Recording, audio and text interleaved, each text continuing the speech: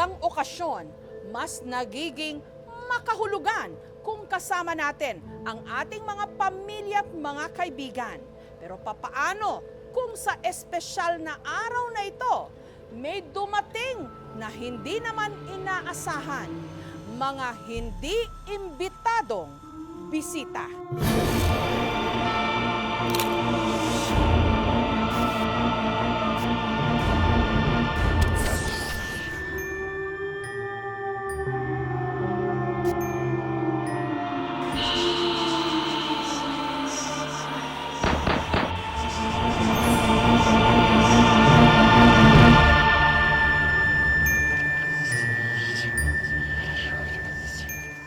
Ako po si Mary Grace Ramos. 26 years old na po ako.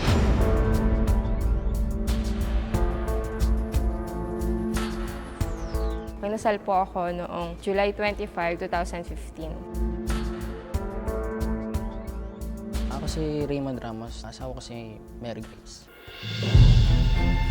Happy po ako noon kahit hindi ganun kagarbo yung kasal namin. Basta masaya po ako na ikakasal ako sa taong mahal ko.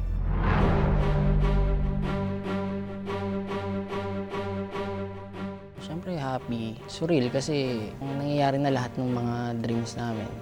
Yung motif nung kasal ko, yellow. Mula dun sa flower girl hanggang dun sa bridesmaid. Ako si Dindo Ramos, pinsan ko si Raymond. At ako yung isa sa mga official photographer nila. Nung paglakad ko sa altar, kinakabahan talaga ako noon. Actually, parang hindi ko nakikita yung mga nasa gilid ko. Nakikita ko lang yung sa unahan, yung nilalakaran ko. Mag-iingat ako kasi nga buntis ako noon.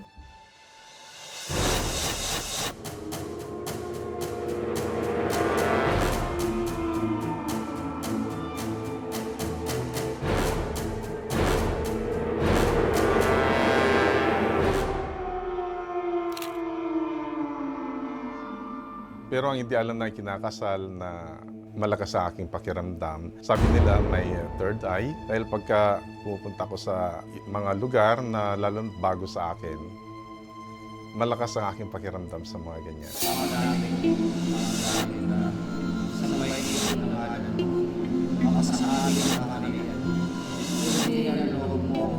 Wala naman akong na-notice na hindi ko kakilala dun sa crowd kasi yung mga in-invite pala namin, I mean, close friends, families.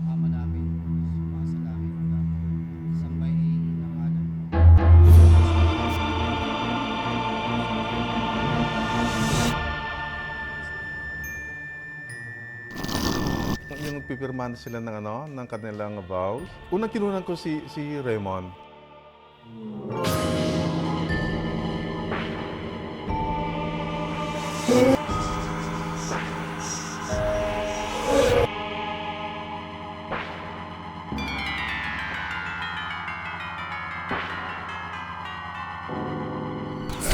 Sa bandang likod, may isang upuan doon na patlang. Walang nakaupo siya mismo. Pati pagsilip ko sa camera, walang tao talaga. Makikita mo lang yun. Parang dalawang tao lang yung napansin ko doon.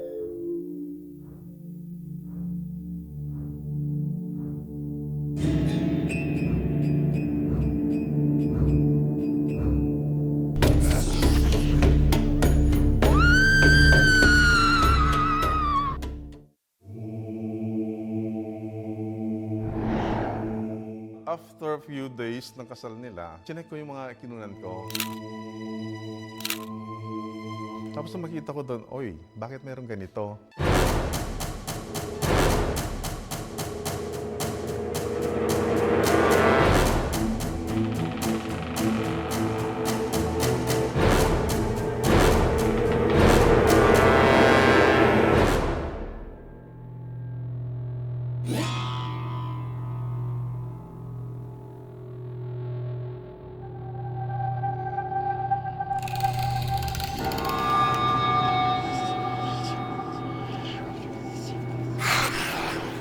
Kinilabutan ako. Sabi ko, bakit may nakuha na ganito sa part niya? In-inform ko siya kaagad. Sabi ko, Raymond, parang may umattend sa kasal mo. Naka-gown siya. Parang golden yellow yung kanyang suot. Natakot ako, syempre. Sino to? Wala akong nakitang naka-veil noon bukod sa aking asawa. Sa side na yun is, mga nakaupo nun is yung mga bridesmaid.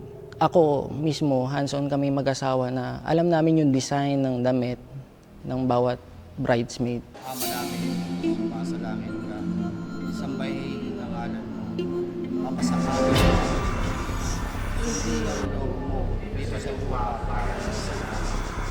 Bigyan mo kami, aming kakainin sa araw. Kita ko dun sa picture, nakabelo siya, nakaupo siya ng tuwid. Parang nanonood siya dun sa ceremony nung kasal namin.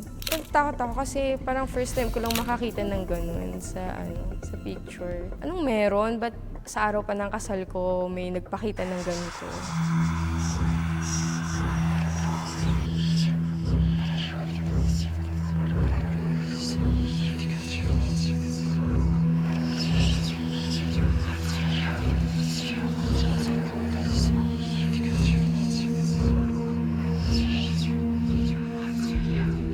Binihiro ko pa nga siya noon si Raymond. Baka ito ay mga ex mo dati. Nung kasal mo ay biglang dumalaw sila at tututol. Nung una, tinanong ko yung asawa ko, wala ka bang nasaktan? Baka magpapakasal ka dati. Yung mga ex ko, hindi ko alam kung masama ang loob sa akin. Sa pagkakaalam ko, wala akong pinangakuan sa kanila ng kasal. Bago kami kasal, nagsimula na yung pagpaparamdam dun sa bahay namin. Nung namanhikan sila Raymond.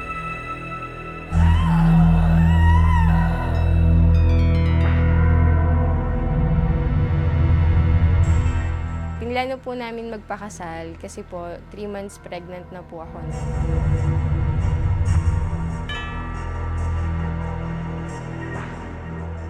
Ako po si Ginoong Cardito Nimer Ramos. Anak ko si Raymond Carlo at manugang ko si Mary Grace. Pumasok na kami sa loob ng bahay. Hindi ko maintindihan kung bakit gano'n ang pakiramdam ko. Parang nangangalisag ang balahibo ko. Iba na yung nararamdaman ko parang balahibo, nagtatayuan.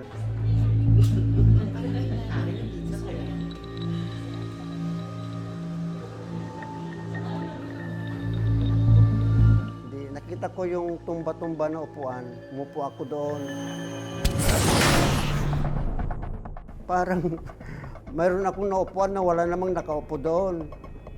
Tapos biglang parang naglalamig ako. Di tumayo ako. Sinubukan ko yung umupo, pero parang may pumipili, wag kang umupo dyan.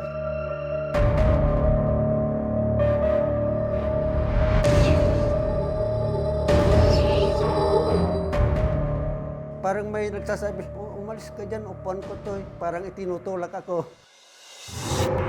Binubuo ko sa isipan ko kung sino yung nakaupo doon. Nakita ko matanda na babae. Medyo may katabaan, lugan ng mukha.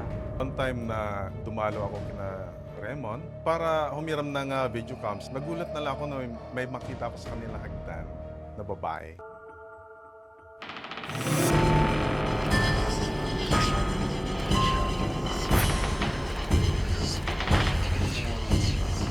Hindi naman siya ganong katangkaran. Kita mo siya tao dahil pababa siya Pagkatapos yung mukha kong ganon, pagbalik ko ng aking tingin sa kanya, wala na. Pakiramdam ko yung nagpakita sa may hagdan at saka yung lumitaw sa picture nila, baka iisa. I don't think so na bad omen, pero napapansin ko lang meron kaming occasion, lagi may kasama na unwanted guest. Mahigit 1 taon matapos ang kasal ni na Mary Grace at Raymond, pinabinyagan ang kanilang panganay. At sa okasyon ding ito, muli may hindi imbitadong bisita. Kung sa kanilang kasal, nakuhanan ito ng litrato. Sa pagkakataong ito naman, ang kakatuwang bisita nakuhanan sa video.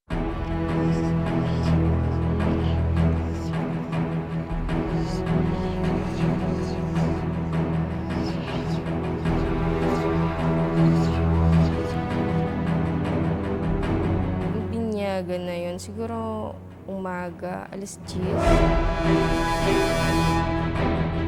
Dito siya ginanap sa St. Polycarp Church. Dito kami sa side na to, doon sa may bandang unahan, doon kami pinapwesto ng photographer namin.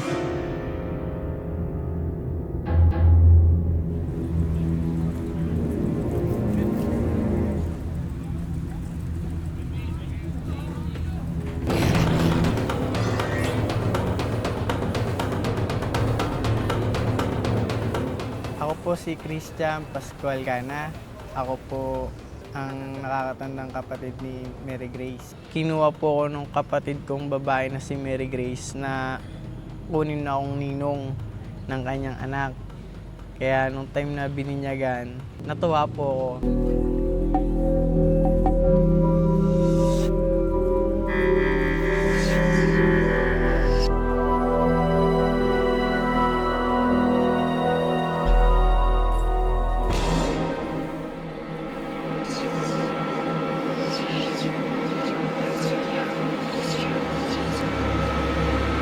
Nagpipicture-picture sila dun sa labas. Yung inupahan namin na photographer, nag-video siya.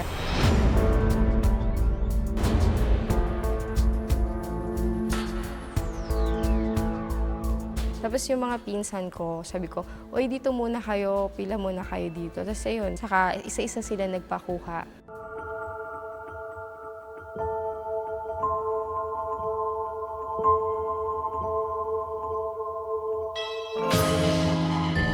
Doon kami kinuna ng picture nung binuhat namin yung inaanak ko po na pamangking ko. Bawat po ninong, ninang, dito po nakapila. Ako nga pala si Lars Laurel, videographer nung binyag ni Lila. Malapit kami doon sa doon sa Sabski, malapit ako eh. So parang halimbawa, kung may dadaan doon sa na tao, pupunta sa likod ko yun, hindi doon sa gitna. After 1 month namin nakuha yung yung copy namin. Nung unang panood ko, wala naman akong napansin. Pinlay ko uli. Tapos may napansin ako na parang something na gumanon lang. Nakita ko yung mukha ng babae. Yung mukha ng babae, matanda siya, nakatagilid siya, pero yung pag tinitigan mo yung picture, wala siyang mata, parang itim. Kaya medyo natakot din ako. Parang hindi ko rin maipaliwanag kung nag-alinlangan ako kung ano ba yun o ano.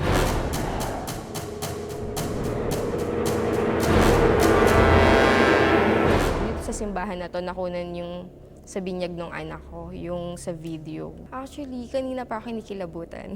Hindi ko alam. Parang yung kilabot ko dito sa batok ko, sa likod ko, kanina ko pa nararamdaman. Dito sa simbahan din, nandiyan ako, nanonood ako ng interview. Meron talaga. Parang umaangat lang tong mga sa skin ko. Parang may something na parang umaangat siya dito. Parang yung skin mo nadodoble, parang ganon. Kung tititigang mabuti ang di manoy bisita sa kasal at sa binyag, parehong matandang babae at parehas din na nakabelo. Iisa nga lang kaya itong kaluluwa. Simulan natin ang investigasyon sa simbahan kung saan ito nakuhanan ng video. Ako ay si Alberto Gatdula. 15 taon na akong nagsisilbi dito sa simbahan bilang lay minister at hepe de turno ng Adorasyon Nocturna Pilipina. Ang simbahang ito ay ipinangalan kay Saint Polycarp at kinonstruct ito noong 1763 natapos noong 1771. Ito ay panahon pa ng mga Franciscano noon na binuo. Ang mga gumawa dito ay mga dayo din na hindi naman mga taga rito. Sa history nito ay naglingkod din dito si Father Mariano Gomez. Isa siya doon sa Gombursa. Katunayan ay meron ditong isang kampana na siya mismo ang nagpagawa noong 1935, kaya nagkaroon din dito ng pag-aalsa ang mga taga rito. No? Naghimagsik laban sa pamahalaan, yun ang tinatawag na sakdalista.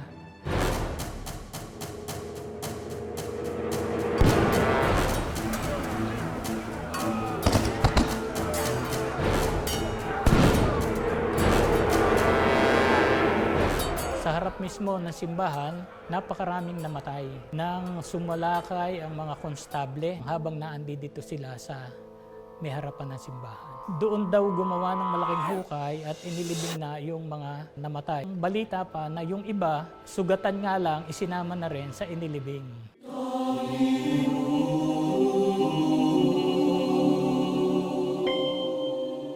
Kasi kung tutuusin mo, sa ngayon, wala nang gumagamit ng belo, bibihira na. Iyan ay ginagamit pa noong araw. Hindi ka pwedeng pumasok sa simbahan noong araw nang wala kang belo. Ako'y naniniwala na yung mga taong yan ay mga sinaunang tao na ang kaluluwa ay naliligaw pa. Ako si Jade Martin, isa akong paranormal investigator.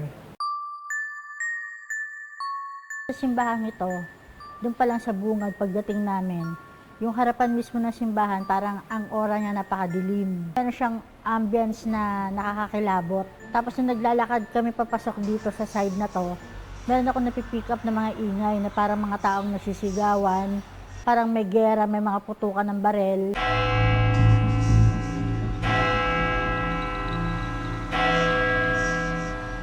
Sa spot na yan, pag tinitignan mo siya, parang ang dami nakatayo. Yung pag namamalik mata ka, na hindi pa nakakatawid until now. Sagradong lugar pero may mga ganito. Mas marami pa sa sagradong lugar na mas nakakatakot pa kasi maraming mga spirits na nag-hope na baka sakali sa paglalagyan nila sa simbahan, mahanap nila yung liwanag na hinahanap nila. Sila yung mga namatay nung panahon ng gera o nung revolusyon. Hindi pa rin nakaka-move on until now. Paraan nila yun ng pagpapapansin, yung paglitaw sa mga video, sa mga pictures. Para tayo ma-curious, alamin natin sino ba sila, ano bang kailangan nila. Baka sakali, pag nalaman natin kung anong kailangan nila, maipagdasal natin sila. Sigurado ako na hindi ito inedit. Bakit ko naman tatakutin yung pinsan ko, kasal nila yon? Marami na ako nakita litrato na dinadala dito sa programa ninyo na yung iba sinasabi ko dito okay. Ito mukhang hindi dito okay. Unless na malinis pagka singit sa litrato. Sisingit kasi tayo ng litrato sa pinapatong natin sa ibang litrato. Ang tinitingnan ko yung edges dito sa edges kung meron pa tayo nakita na parang kumukuhit ba o ano, di ba? Pagkakaiba. Wala ko nakita dito. Sino kaya ang matandang babaeng dumalo sa kasal ni na Mary Grace at Raymond at di umano nagpaparamdam sa kanilang bahay? Nung una, nagtatanong ako sa mga tito ko, o kaya sa tita ko, wala, baka naligaw lang yan o kaya susunod na ikakasal na hindi natuloy. Nung tinanong namin doon sa lola ko, si Lola Epo, yung pinsan ng lola ko, Lola, tingnan mo to, may umattend sa kasal namin na na multo. Sabi ng lola ko, Lola mo yan, Lola Juliet mo yan. Sabi ko, paano niya naman nasabi? Pumunta yun nung kasal mo. Sabi ko, talaga, parang hindi ako makapaniwala. Nagtanong na ako kay Mary Grace, sino ba yung matanda? Parang nakikita ko sa isipan ko na nakaupo dyan sa butaka. Di nagtaka sila. Di sa anong itsura, medyo may katabaan. Ay di sabi, si Lola ko yun. Yung tumba-tumbang yon, pinagawa yun ng lola ko. Pinasadya niyang malaki siya, good for 2. Nilabutin din po ako. Kasi nakikinig yung lola ko. Ako si Priscilla Delpino. Po ang third cousin ni Ate Juliet.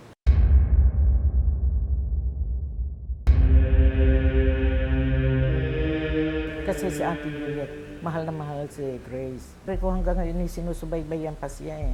Nabubuhay pa si Ate Juliet. Ang sabi, iyan ang mag-aag doon sa akin kasi siya lang ang talagang kasama ko sa bahay sa araw-araw. Oo, talagang pinalaki niya, pinag-aral niya. Kasuwari ko, pagka merong okasyon na ganyan, naandir yan siya sa tabi niya.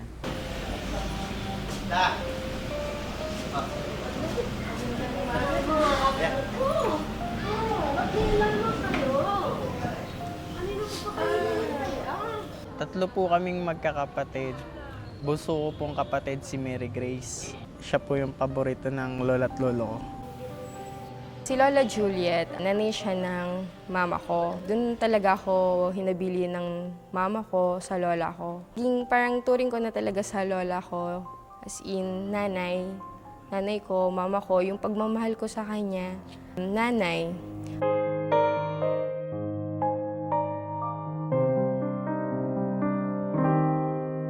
Yung third year high school ako, pagka-uwi ko nung bahay, nakita ko yung lola ko, kumakain siya.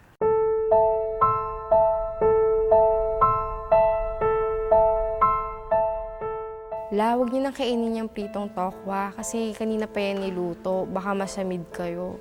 Yung matigas po yung ulo niya, kinain pa din po niya.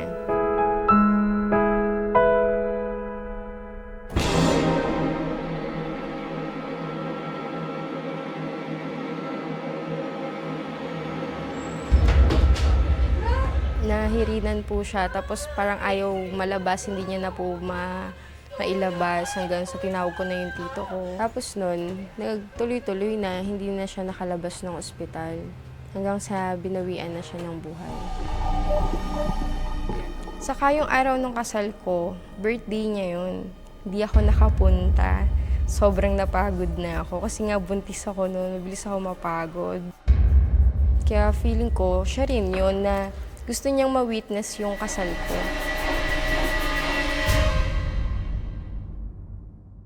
Pasok po kami. So dito siya madalas umupo? Opo, siya po. Para naramdaman ko lang yung characteristic ng matanda. Pit siya saka medyo may pagka-overprotective. Naramdaman ko lang yung ugali niya. Kumakain kayo, anong posisyon niyo? Ito lang sa part na to parang may nakaupong babae.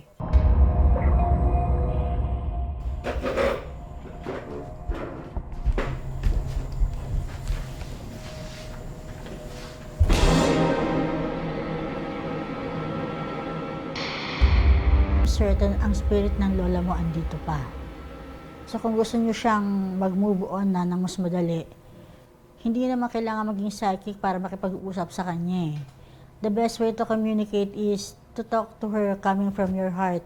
Kahit sa isip lang or kahit ibulong nyo lang na bigyan nyo lang siya ng assurance na okay na kayo at pwede na siyang magpahinga. Kapag ka ba nandito kayo, nararamdaman niyo pa yung presence niya kasi may nararamdaman akong presence eh. Opo, kasi po madalas po dito siya talaga, naghuhugas ng pinggan, ganyan po, nagluluto. Kaninang room ito?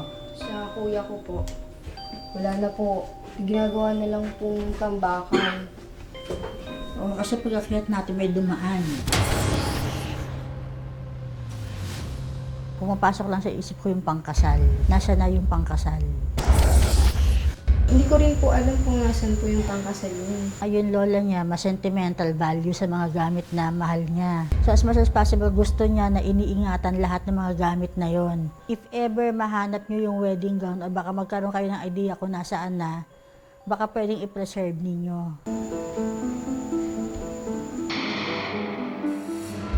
Kaya nga siya nagpapakita sa inyo. Binibigyan ka lang niya ng paalala tungkol sa buhay may asawa. Talagang ang lola mo masyado mapagbantay. Pinaparamdam niya lang sa inyo na kahit na ano ng moment sa buhay niyo, andun pa rin siya.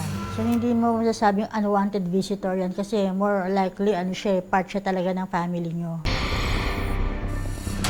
Dapat muna yung mata ng babae dapat napatingin dun sa taong tumawid. Ang focus niya, nakatingin siya sa camera. Tapos tumingin siya sa bata nung umiiyak yung bata. Hindi niya namalayan na may dumaan talaga sa tapat ng camera. Pag tinignan natin blurred yung itsura ng tumawid. Doon yung mga video symptoms natin, simptoma na patong yung video natin. Pag nag-zoom in tayo dito sa portion na to, medyo may pagka-green ng konti. Gumagamit tayo ng tinatawag natin chroma screen o green screen. Yung mga dulo ng video dito kung saan nagsiseparate dito sa dulo ng belo niya at yung pader sa likod ay naka-blur rin dito. At masyadong parang naka-crop siya dito sa side. Maaring kitang-kita yung pagkagupit, blur na lang yung dulo nun para hindi masyadong mahalata. Yung pagdaan ng lola dito, masyado siyang aliksi yung paggalaw. Kung sinasabi nilang multo in demand, remember, ang video na to ay galing sa edited na to. Sa opinion ko, nakapatong yung shot na yan. Ang ine-edit ko lang dyan pag sa mga cries din eh. Yun lang, titles, audio dubbing, at saka yung transition. Pero hindi ko naman ginagawa yung gano'n, yung nagko-chroma. Huwag na po kayong mag-alala. Nasa mabuting naman po ako, pamilya na okay naman po yung asawa ko. Saka sinabi na rin po sa akin ni Lolo na yung bago siyang mamatay na okay yan si Raymond. Lola, mahal na mahal kita. Sobra. Saka namimiss kita.